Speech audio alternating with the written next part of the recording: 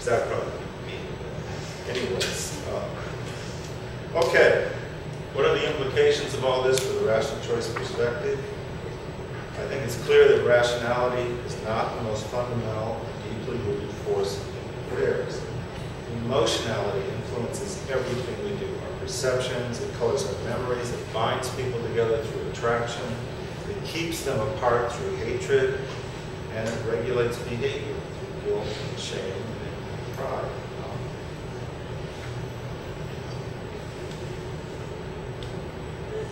I think the rational choice perspective, unfortunately, simply misunderstands how the brain works. It assumes that the rational brain controls or overrides the emotional brain, rather than viewing them as a dyad, as a very strongly interacting system that is often dominated by the emotional brain. Subconsciously generated emotional responses to stimuli may be the metric that individuals use to guide their behavior. Now, does this mean should we abandon the rational choice perspective? So, I think the advantages are significant: choice, agency. I think the way to go, as both Frank and John said. We do make choices. We are not programmed by genes, not controlled by norms or culture. So we need to recognize we're rational, but we need to also recognize that we're not only rational. How can we use the neurology of emotions? I think in a couple of ways. First of all, we need to understand that a lot of criminal behavior often involves interactions between people, victims, offenders, groups of antagonists, even white-collar offenders. I've been thinking a lot about Diane Vaughan's conception of normalized deviance, and I think that in many ways normalized deviance may arise out of interactions in corporate boardrooms that are driven by unconscious emotional reactions to status differences in corporate boardrooms, where one guy sort of leads the decision, and the group joins in, they sense the emotional undercurrent of what's going on, and they end up making a decision that results in corporate crime. Much of this interaction is guided by unconscious emotional perceptions, fear, fear of things, at least from what I understand from the neurology of emotions. Your reaction to another person, if you like them or dislike them, occurs almost at a subconscious level. And then later you think of reasons for why you dislike them, or why you're not comfortable around them, or why you feel drawn to them. But all that is happening subconsciously based on information they're sending out, your brain is receiving, and giving your cortex, or your prefrontal cortex, reasons for doing things. So, I think since so much of criminal behavior does occur in groups, we've thought about groups, but not in a very sophisticated way. I think we really need to understand that a lot of what goes on in groups, it may be going on at an unconscious level. Other ways in which we can use this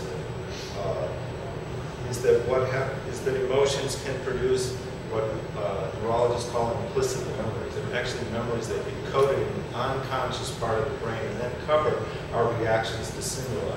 I chose a bunch of pictures of young people here to emphasize, again, one of Frank's points, that we need to think about people developing. And I think a lot of offenders that experience things in their youth that are encoded as implicit memories that then color their reactions to situations throughout the rest of their lives. It's not to say that they're encoded in stone or something. They probably can be changed, but they don't change spontaneously. They have to be worked on in order to change, which may be what cognitive behavioral therapy does. It's getting people to work on uncovering those things. So in a sense, Freud was right. We do have an unconscious. He got it all wrong. What the hell is it doing? He may have been right, but a lot of our behavior is governed by consciousness. So what happens in you, the kinds of experiences, experiencing bullying, anger, may then influence developmental trajectories. I also think we can think about this in regards to neighborhood research. It's very clear, again, from the psychological literature and the neurology literature, that repeated exposure to danger changes the way people think, the react, and can lead to serious psychological problems. When you are exposed to some threatening situation, the amygdala releases a certain hormones, produces stress hormones. These overload the stress system and changes the way you think. And a little bit of stress is not bad. One guy pulling a gun and you run away, that's exciting, and you learn something from that. Repeatedly having guns pulled on you or repeatedly being threatened is not a good thing. It overloads the system with stress, and this changes the way people think. And I wonder if it makes people hypersensitive to threats. I've done a lot of work on neighborhood effects on various types of crime. You know, I've done it the standard way, you know, thinking about collective empathy and informal social controls and things like that. And now I'm thinking that maybe that's not how neighborhood gets into people's heads. But the way that neighborhood really gets into people's heads, bad neighborhoods in particular, is that these constant exposures to threat changes the way people think. And it makes them hyper, it makes them more aggressive, it makes them react to things, which results in increased rates of violence. We can also think about various forms of hate crimes, that fear and prejudice can be conditioned early on by emotional experiences that then govern people's behavior throughout the rest of their lives. Okay, let me go back to the shortcomings here.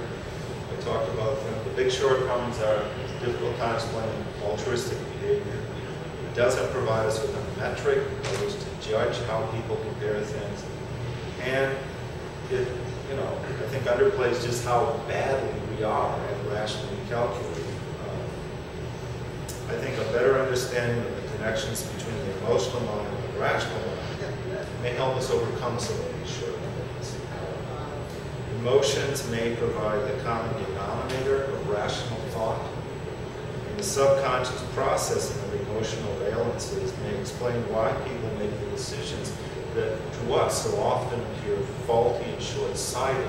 From outside of the situation, not being inside because they were in an experiencing emotion, we see them make a decision, we just slap our heads, why in the hell would you do that? But from within the situation, to better understanding how the brain was, you may have a better understanding of why they make these, quote, bad decisions.